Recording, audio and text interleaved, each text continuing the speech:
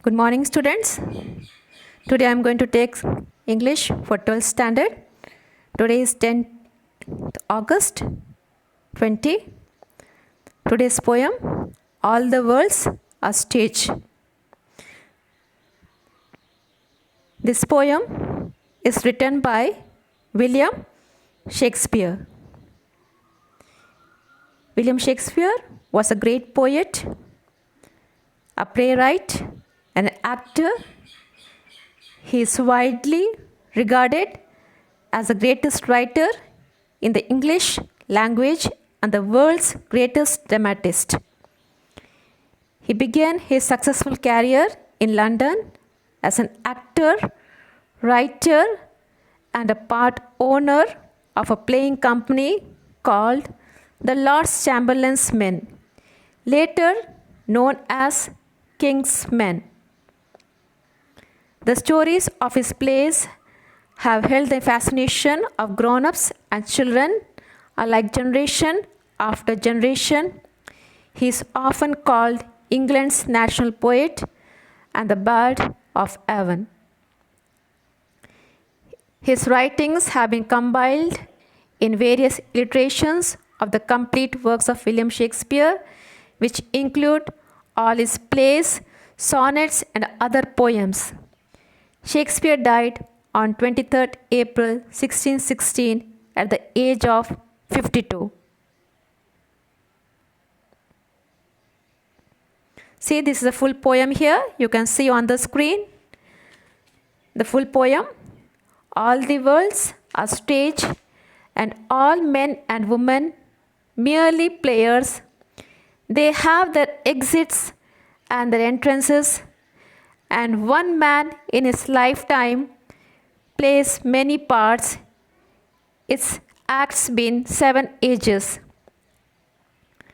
At first, the infant mewling and puking in the nurse's arm, then the winning schoolboy with his satchel and shining morning face, creeping like snail, unwilling to school. And then the lover, sighing like furnace, with a woeful ballad made to his mistress' eyebrow. Then a soldier, full of strange oaths, and bearded like the bard, jealous in honor, sudden and quick in quarrel, seeking the bubble reputation, even the cannon's mouth. And then the justice, in fair, round belly, with good capiland, with eyes severe and beard of formal cut, full of wise sauce and modern instances, and so he plays his part. Sixth stage shifts into the lean and slippered pantaloon with spectacles on nose and pouch on side. His youthful horse will saved world too wide for his shrunk, sank, and his big manly voice, turning again toward childish treble pipes and whistles to his sound. Last scene of all that ends this strange eventful history is second childishness and mere oblivion, sans wreath, sans eyes, sans taste, sans everything.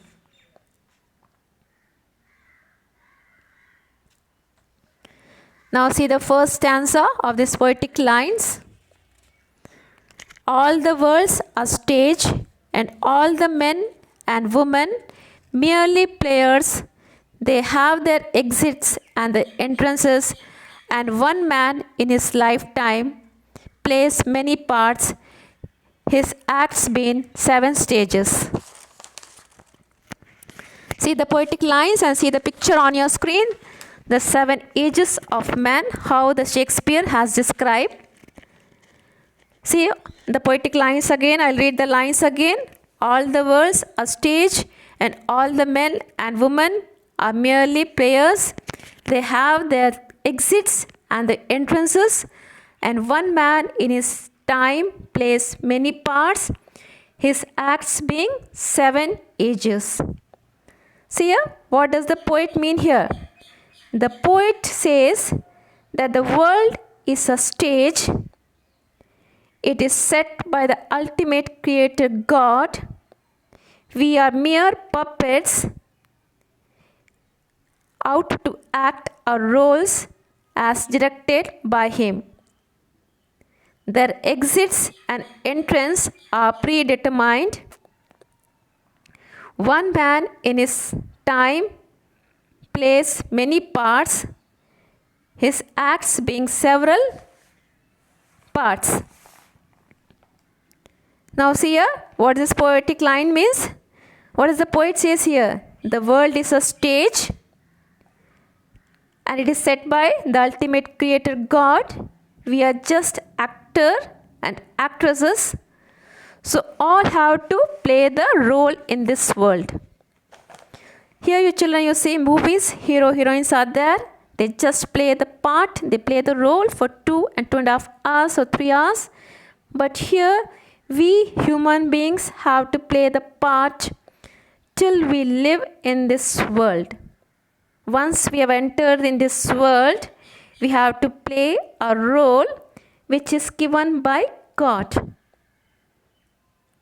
So for every human beings there is an entrances, and for every human beings there is an exit also. It is predetermined by God himself. We ourselves can't exit the world. It is already predetermined by God. One man in his lifetime plays many parts, his acts being 7 parts. See here? And one man in his time plays many parts. One man has to play a different role in his life. So here the poet William Shakespeare has nicely explained this poem that 7 stages, 7 parts are there for a human being. See the 7 parts. So first part is an infant, second part is a schoolboy, third part is a lover, fourth he is a soldier, fifth he is a justice, sixth he is a man with lean and slippered pantaloon, seventh, see the last part that ends the strange eventful history, is the second childishness and mere a simple man. His teeth, he loses his teeth, vision, taste and everything. This stage is called the second childishness. Now see here in this first picture, you can see the first introduction part. All the worlds are stage and all the men and women are merely players. They have their exits and their entrances, and one man in his time plays many parts, his acts being divided into 7 parts. So it's a predetermined. Their exits and entrances are predetermined. Now see the first stanza of the poetic lines. See the first stanza, first stage of the person, human beings. At first, the infant mewling and puking in the nurse's arms. So what does this mean? This is the first stage. What is the first stage? Infant stage. In the first stage, a helpless boy is just crying, throwing up and vomiting in the mother's lap.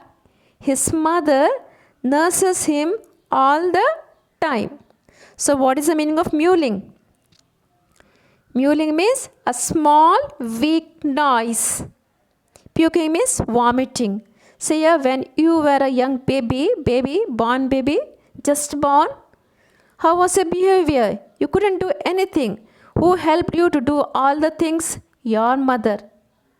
So here, in the first stage, a helpless boy is just crying, throwing up, and vomiting in the mother's lap.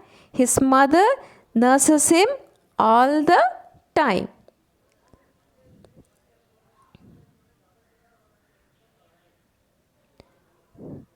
Now see the next line. Then the winning schoolboy with his satchel and shining morning face, creeping like snail, unwilling to school. See here, I will read the poetic lines again. Then the winning schoolboy with his satchel and shining morning face, creeping like snail, unwilling to school. So this is the second stage of a person, of a human being. In the second stage, he begins to go to school with his bag. Now he has grown up, this baby has grown up, now he started going to school. So, schoolboy with his satchel. What is the meaning of satchel? It means school bag. It means school bag, a shoulder bag. A shoulder bag and shining morning face, creeping like a snail. He is reluctant to go there. He moves like a snail, unaware of the blessing he has attributed with. See here, he is not aware of the blessing that God has given him a chance to go to school. So he doesn't know. He still dislikes the school. He is not willing to go to school. See here, in the second, he begins to go to school with his bag. He is reluctant to go there. He moves like a snare, unaware of the blessing he is attributed with. He is afraid of what the world holds in store for him. See here, he is afraid for what the world is stored in for him.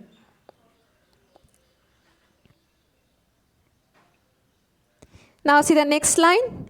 And then the lover, sighing like furnace with a woeful ballad, made to his mistress eyebrow. See the words there? Furnace, place where fire is made. Woeful means unhappy. Woeful means what? Unhappy.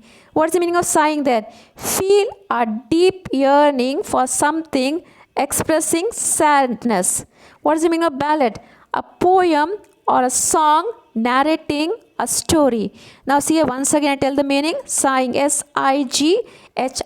It means feel a deep yearning for something expressing sadness. Furnace, what is the meaning of furnace? Place where fire is made. Woeful, it means unhappy. What is the meaning of ballad? A poem or a song narrating a story. What does this poetic line means here? This is the third stage of the human being. The third stage is the lover who sings woeful ballads. Woeful means what? Unhappy songs for his beloved. He would do anything to please his beloved. He is ready to do anything to please his lover. So see here, the third stage is a lover who sings woeful ballads for his beloved. He would do anything to please his beloved. So see here, and then the lover, sighing like furnace with a woeful ballad, made to his mistress eyebrow. So here the lover is being compared to a furnace that sighs. Woeful means what? The meaning is given on your screens here. Ballad means sad love song.